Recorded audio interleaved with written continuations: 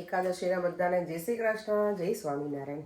મોર્નિંગમાં જો આજે બ્રેકફાસ્ટમાં છે ને ઓબ્વિયસલી અમારે બધાને ફાસ્ટિંગ હોય, મારે દેવમ અને પર્યંગને. તો ફરાળી મેં ભાખરી બનાવી છે, ભાખરી કે પરોઠા કે જે કહીએ એ. અને પર્યંગ જો અત્યારે એન્જોય કરે છે. પર્યંગ બરાબર મીઠું બધું એમાં થેપલામાં બરાબર છે. કાલે જો આ પોટ લઈને આવી છું, પછી હવે આજે તો ખબર નહીં ટાઈમ મળશે કે નહીં ગ્રો કરવા માટેનું, એ પછી કરી દઈશું. અહીંયા અમારા કાનાજીના જે એકાદશી છે ને, તો ડ્રાય ફ્રૂટ્સ ને બધું ધરાયું છે. જય શ્રી કૃષ્ણ.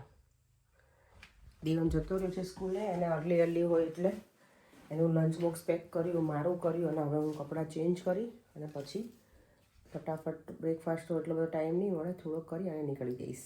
બહારનું અપડેટ કરી દઉં તો કેટલું સરસ દેખાય છે સ્કાય. એક બાજુ ઘેરાયેલું છે, એક બાજુ ક્લીન છે. ફાઇનલી છે ને સલૂનમાં જો ક્રિસમસ ટ્રી લાગી ગયું છે. અમારું ક્રિસમસ ટ્રી આપણે પ્લાન્ટ હોય ને એ રીતનું છે. કેટલું સરસ દેખાય છે. નાનું ને નાજુક છે એકદમ, ક્યુટી. છોકરા જેવું નાનું હોય ને કેવું ક્યુટ લાગે એવું છે આ ક્રિસમસ ટ્રી. નાનું મસ્ત. લેઝર કરી નીકળું ને એટલે જો હું રેડ થઈ જાઉં, ક્લાયન્ટ તો રેડ થઈ જાય જાગુબેન, હું પોતે રેડ થઈ જાઉં છું. મને છે મારી કલીગ ઓલવેઝ એમ કે તમે લેઝર કરી નીકળો ને તમે કેમ આખા રેડ થઈ જાઓ છો. મને લાગે હીટ હોય ને અંદર એટલે કે આઈ ડોન્ટ નો. જો હું પોતે કંઈક કરીને નીકળે ને એવું લાગે છે, એટલી હું રેડ થઈ ગઈ છું આખી. ચાલો હવે ઘરે જઈએ. ઘરે આવીએ એટલે આપણે સૌથી પહેલી ડ્યુટી હોય કિચનની. જો અને આજે એકાદશી છે ને, તો મોરી સંથી હું આ અમે લોકો લાવીએ છીએ. મને વચ્ચે 2-3 વખત વિડીયોમાં કોઈ પૂછ્યું હતું.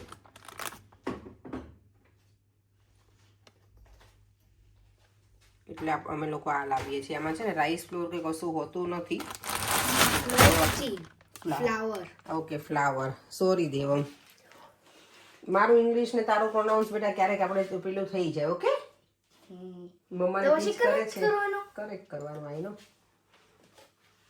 તારું ચેન્ટિંગ કર્યું આજે કે નહીં તે? કેમ?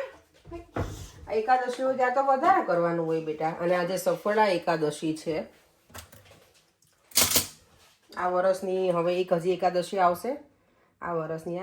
એના પછીની કંઈક 31st ના જ છે આ વખતે એકાદશી. બોલો, 31st of December, end of the year છે Ekadashi. I want it to be other place. Maybe like January 2nd. કેમ? જા ઓળા છે ને દેવા અમે સવારમાં ફોલીને રાખ્યા છે. એ શું મી બેટા? તો મમ્મા માટે નતો કરે એમાં દીકરાએ? Some is for me. Okay, આજે ખાવાની મજા આવે ને, નહીં? મસ્ત રામ. ચાલો ફોલી દે. પછી ડ્રોઈંગ કરી શકીશ ટીવી માંથી. ઘરે આવીને હવે ચિપ્સ તો મૂકી છે મેં ઓવનમાં. કેપ્સિકમ કટ કરવાનું છે. ચોપિંગ કરવાનું હોય ને ત્યારે મને તુષાર બહુ યાદ આવે. તુષાર હોય ને તો મને ચોપિંગ કરવાનું જ ના હોય. એટલું સરસ ચોપિંગ કરે ને, પણ ઓબ્વિયસલી હમણાં એનું જોબનું બધું બિઝી સ્કેડ્યુલ છે એટલે. દેવમ જો હું ને દેવમ છે ને સિંગના ઓળા એન્જોય કરે છે. મને આપો. Okay, wait. હવે એ ભાગ કરશે મને ખબર છે, રાઈટ? Here you go. मैं बाकी રાખી દઉં. Look, see? બાકી રાખી દઉં ને. Let me see. આજે તો જો હર્ષભાઈ કેનેડા ચાલ્યો જશે હવે.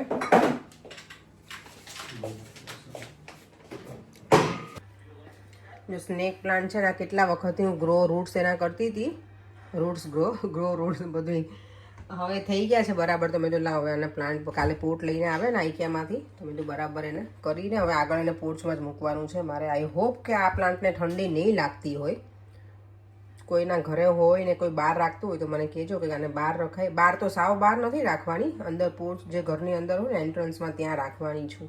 ફ્રેન્ચ ફ્રાઈઝ એકદમ સરસ રેડી થઈ ગઈ છે. દેવામાં તો જો ભૂખ લાગી છે બેટા? સવારે જ મમ્માએ ફરાળી તને થેપલા આપ્યા હતા. એ કેવા લાગ્યા હતા? ફરાળી થેપલા કે ભાખરી કે તું શું એને નામ આપે? I don't know. ગમ્યું હતું તને? સારું લાગ્યું? બધું ફિનિશ કરીને આવ્યો તો લંચ, દાડમ ને બધું જ? બીજું શું આપ્યું હતું? દહીં ને? ઓકે, બોલો પર શું બોલો? અચ્છા, કેમેરા ચાલુ થઈ ગયો. ન્યૂઝ રિપોર્ટર લાવ. ચલો આજે છે ને 11 હતી તો એકદમ સિમ્પલ ડિનર. સિમ્પલ એટલે કંઈ બહુ બનાવવાનું નહોતું મારે, એટલે થોડુંક મને મજા આવી ગઈ.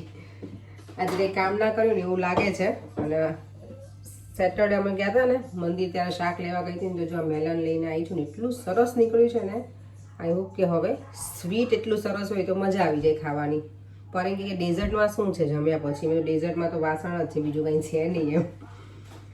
એને કંઈક ગળી ખાવું હોય એટલે મેં તો આજે આ છે તો ખાઈએ બેસીને. દેવમ પણ હજી નીચે જ છે, અત્યારે 8:15 જેવું થયું છે એટલે દેવમભાઈ હજી નીચે બેઠા છે તો બધા શાંતિથી આરોગીશું. અત્યારે શક્કર ટેટી કહીએ આને. આમાં પેલી ગ્રીન આવે ને એ સારી આવે, આ સારી આવે છે. લેટ્સ સી હવે કેટલીક સ્વીટ છે. ઘણી વખત આપણને છે ને સુગંધ લઈએ ત્યાં આઈડિયા આવી જાય કે સ્વીટ હશે એવું લાગે તો છે. લે દેવામને તો પાછી ભૂખ લાગી ગઈ છે કે મમ્મા મેલન જોઈને ને. તો દેવ આજે તો ચેન્ટિંગ એકે વખત ના કર્યું. એકાદશી હોય ત્યારે તો વધારે કરવાનું હોય બેટા. શું કરે ક્યારના શોધો છો, મળ્યું નહીં. પણ મેરેજની સીડી મળી ને આપણી. એમાં હું મંત્ર લેખન કરતી નહીં. આ પ્લેટ અંદર મૂકી દો ને કાલે. થેન્ક યુ કરે. જો આ હું છે ને મંત્ર લેખન કરતી હતી. બહુ બધા કર્યા છે મારા રાઇટિંગ. જો ગુજરાતીમાં આવા કંઈક છે.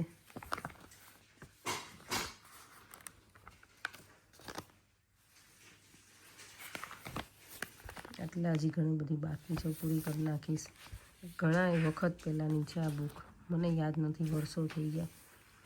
અમારા કોઈ રેગ્યુલર વ્યુઅર્સ તો હશે પણ કોમેન્ટ આજે પહેલી વખત છે એમના આઈડીથી, પાપણ સરોજ એમનું આઈડી છે. એમની કોમેન્ટ છે કે તમે ટીંડોળા જ્યારે કટ કરો ને ત્યારે પેલા હાથ ચીકણા થઈ જાય ને તો એના માટે થઈને તમારે આગળ પાછળ જે દીટા હોય નીકાળી અને પછી છે ને ટીંડોળાને મીઠાવાળા પાણીમાં રહેવા દેવાના. તો કે આવું નહીં થાય એમ. તો નેક્સ્ટ ટાઈમ એવું ટ્રાય કરીશ. આ તો મેં ફર્સ્ટ ટાઈમ જ સાંભળ્યું છે આવું. તો બધાને ધ્યાનમાં રહે ને એટલે જ મેં કીધું વિડીયોમાં કહું. તો ઘણા બધા એવા હોય કે હાથ આપણા ચીકણા થતા હોય તો મજા ના આવે એટલે. અને મેં કાલે હેન્ડગ્લોવ્સ પહેરીને કર્યા તો કંઈ વાંધો નથી આવે. પણ ઓબ્વિયસલી આપણે હેન્ડગ્લોવ્સ પહેર્યા વગર કરવાનું હોય તો ફટાફટ ચોપિંગ થઈ જાય ગમે તે વસ્તુનું. તો આ સારો આઈડિયા છે. તમે કોઈ ટ્રાય કરજો હવે નેક્સ્ટ ટાઈમ કોઈ ટીંડોળા લાવતા હોય તો શાક બનાવવા માટે. હું તો બહુ ટાઈમ પછી લાવી છું. બહુ એટલે આવતીકાલે મારે શાક બનાવવાનું નક્કી કરું છું. કંઈ બીજો પ્લાન ના થાય તો. ટીંડોળા ખાતા છે? ટીંડોળા યાદ છે? કેમ ના? કાલે જ બનવાનું છે. શું બીજું? થોડુંક એવું ખવાય વરે. ટીંડોળાનું શાક સારું લાગે, સરસ. કારેલાનું તમે ખાશો? શ્યોર? તો એ બને છે. મમ્મીએ કારેલાનું બહુ મસ્ત, મારા મમ્મી મેથીનું શાક બહુ મસ્ત બનાવ્યું હતું, સૂકી મેથીનું કરે. કારેલાનું આપણા મમ્મી સરસ બનાવે, મારા સાસુ. એટલે આપણા મમ્મી, મારે તો બે મમ્મી જ કહેવું પડે. એટલે ઘણી વખત કોઈને એવું થાય કે એના સાસુનું કે છે મમ્મીનું. તો આપણા મમ્મી એટલે મારા સાસુ, એમનું સરસ બનાવે શાક. ભરેલા કારેલાનું સારું બનાવે. મારા મમ્મી મસ્ત બનાવે કારેલાનું શાક. ગળ્યું હોય મારા મમ્મીનું શાક કરે. ને મારા મમ્મીએ સૂકી મેથીનું શાક બનાવ્યું હતું. હું ઇન્ડિયા ગઈ હતી ને ત્યારે બહુ જ મસ્ત. એ તમને બનાવીને મારે ખવડાવું છું. સૂકી મેથી હું તમને રાત્રે નહીં હોય આપતી સૂકી મેથી ગળવા માટે ઘણી વખત, એનું શાક એ સરસ બને.